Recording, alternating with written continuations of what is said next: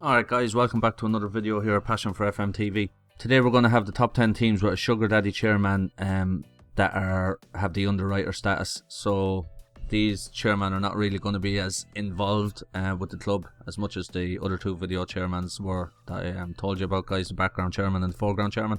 So let's just have a little read here, guys, of what an underwriter chairman is like. So this type of chairman will not be involved in the running of the club and will not invest any more money in the club unless there's a big fear of it going bankrupt. The underwriter will only provide the club with money if the club is in a serious debt. The club is more or less on its own in regard to acquire enough transfer funds for buying new players. So basically the underwriter chairman is just going to sit back and he's not going to invest a lot of money in the club, guys. He's just going to let the club be ran by the staff and stuff like that. And obviously unless the club is really seriously in threat of going under or going bankrupt, or you know what I mean, in serious debt, that's when the underwriter chairman will probably step in and invest a few pounds in the club then. So that's basically just an underwriter chairman, guys. So I'm going to give you the top 10 list going from number 10 down to number 1 with these sugar daddy chairman, this type of sugar daddy chairman. I'll just explain here that the way I've put this list is number 10 is going to have the smallest balance and the number 1 team is going to have the highest balance. So that's the way this list is going to be set out here, guys. So let's just get into number 10. Alright, and at number 10 we have a team from South Korea, Ulsan. They play in the Hyundai Oil Bank K-League Classic. They've got a balance here of 12 million. They've got a transfer budget of 1.9 million and they've got a remaining wage budget of 1 million. So not too bad. Not sure the quality of teams in the Hyundai Oil Bank K-League Classic, how good they really are. Whether 1 million wage budget is obviously very good. The 1.9 million transfer budget is not that high, but the wage budget is really healthy there, guys. I'm sure you could bring in a lot of kind of star players maybe that were brilliant in the Premier League and the Spanish League, German League, stuff like that. Maybe Brazilian League, you know, players that are getting on in their careers. 30 and above, maybe that have got a high wage budget. You could bring them in because 1 million is quite a high wage budget for a smallish kind of team. So yeah, so that's number 10, guys, and that's Ulsan. Alright, in at number 9 we've got Olympiacos. Olympiacos are from Greece. I'm sure everyone knows who Olympiacos are. They play in the Greek Super League. They've got a balance here, guys, of 14 million. They've got a transfer budget of 2 million, which is not that high. And they've got a remaining wage budget of 27k, so that's not very high either. So for some reason they don't really have much of a transfer budget or a remaining wage budget there, but they do have a 14 million bank balance. So Olympiacos is probably going to be a team that obviously with an underwriter chairman there, they're not going to have a lot of money invested into them, so you're just going to have to take them the way they come when you start save with them. But I'm sure again everyone knows who Olympiacos are. Interesting team to manage in FM16, I'm sure. Never managed myself in the Greek Super League or anywhere in Greece, to be honest. So yeah, that's Olympiacos, guys, and that's number 9. Alright, in at number 8, guys, we have Lokomotiv Moscow. They're from Russia and they play in the Russian Premier League, excuse me. I'm sure everyone knows who Lokomotiv Moscow are. They've got a balance here of 19 million, which is not too bad. They've got a transfer budget of 530k, so that's not very big, guys. They've also got a remaining wage budget here of 600k, so their 600k wage budget is good. Transfer budget is not great at 530k there. You may have to sell 1 or 2 players in order to build up that transfer budget to bring in some more players if need be there to purchase players, I mean. But that's 600k wage budget there. I'm sure you could bring in a lot of free transfers that are looking for high-ish wages. Yeah, Lokomotiv Moscow, guys, everybody probably knows who they are. Russian team, yeah, in at number 8. Alright, another team here that a lot of people probably know about, Maccabi Tel Aviv from Israel. They play in the Israeli Premier League. They've got a balance of 20 million, which is pretty good. They've got a transfer budget here, guys, of 170k, so that's not a lot. And they've got a remaining wage budget of 8k. Now, the Israeli Premier League may not have a lot of top quality players in it, I'm not sure. So a transfer budget of 170k mightn't be too bad. I'm not sure like what the quality is in the Israeli Premier League. But Maccabi Tel Aviv are kind of they are a pretty well known club, so I'm sure everyone's heard about them. So I'm not kind of sure what quality of players they actually have in their team at the moment. They would have to be checked out in game just to see how they are. But I'm sure Maccabi Tel Aviv are one of the better clubs in that Israeli Premier League, excuse me. So I'm sure there's titles to be won there with this team. So that's number 7, guys, and that's Maccabi Tel Aviv. Alright, and at number 6, guys, we've got Krasnodar. They're from Russia. They play in the Russian Premier Division again, like Lokomotiv Moscow a minute ago that I showed you. And they've got a balance of 21 million. They've got a transfer budget of 2 million, and they've got a remaining wage budget of 380k. So I'm sure a lot of people have heard of Krasnodar. That transfer budget of 2 million, again, the Russian Premier League isn't too bad, to be honest. There's some good teams in there. So that 2 million transfer budget mightn't be that high. Remaining wage budget of 380k is not too bad, I suppose, either. There's plenty there for some decent enough players there. So I'm sure Krasnodar can compete with the better teams in that league with the correct kind of players and stuff, guys. The players they already have might be decent enough. I'm not too sure. I didn't check out the quality of players they have on the team. But yeah, that's number 6, and that's Krasnodar, guys. Alright, and at number 5, we've got an MLS team from the USA, New York City. Obviously, everyone probably knows they're from the USA. They play in the Major League Soccer, which is the MLS for short. Or MLS for short, excuse me. They've got a balance of 23 million. They've got a transfer budget of 1 million, which is not too big, to be honest. And they've got a remaining wage budget of 220k. To be honest, I expected them to have slightly, a little bit more of a wage budget and transfer budget, to be honest. But they don't, so yeah, that's New York City. I'm sure everyone knows who New York City are in America. I've never really managed in America, so I'm not sure how that whole league works out. It's supposed to be a decent enough league to manage in, a very interesting league to manage in once you can wrap your head around all the different rules and stuff in it.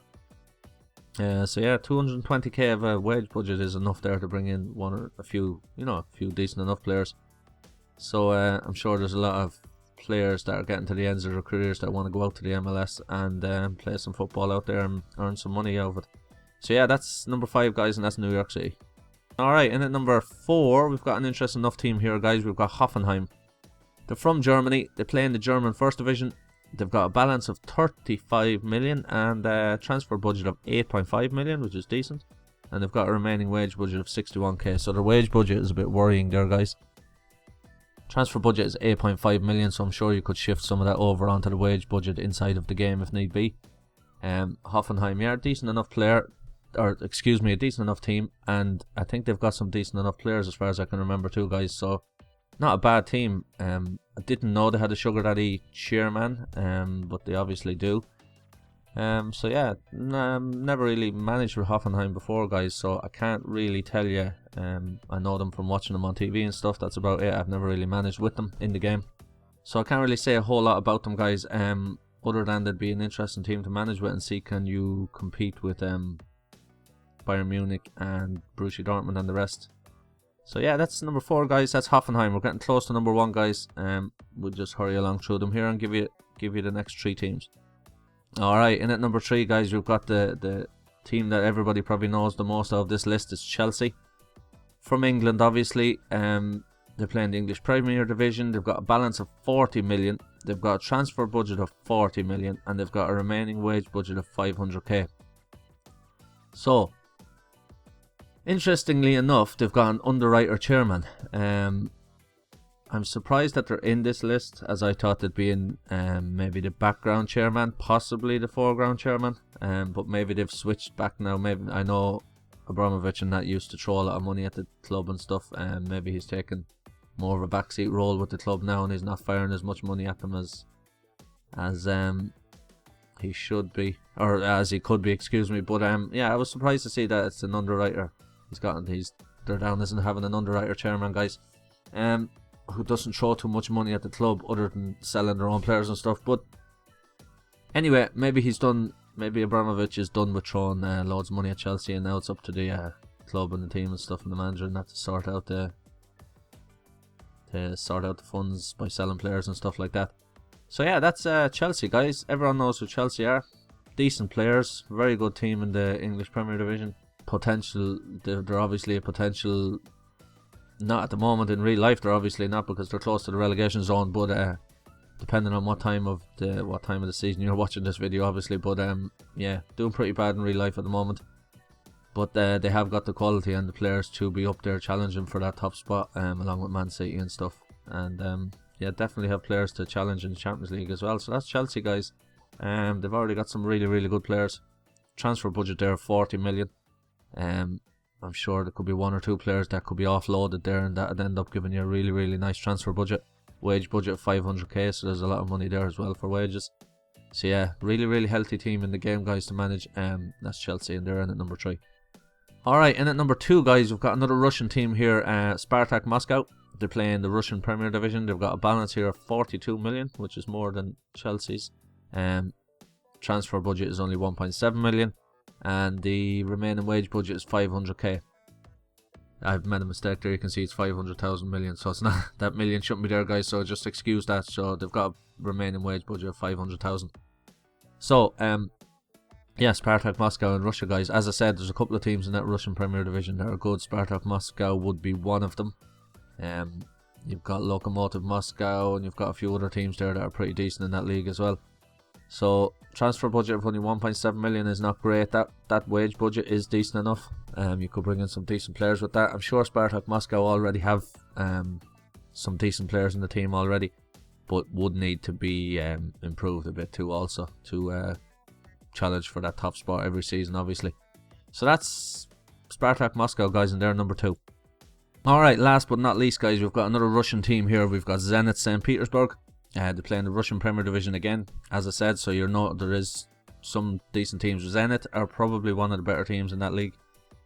So they've got a balance of 57 million here, guys. They've got a transfer budget of 10 million. And they've got a wage budget of 800,000. So you can see I've made another little mistake there, as it's down as 800 million. Wouldn't that be a healthy wage budget, guys? My God. Yeah, so just disregard that million there. So they've got a remaining wage budget of 800k, so that's really, really good.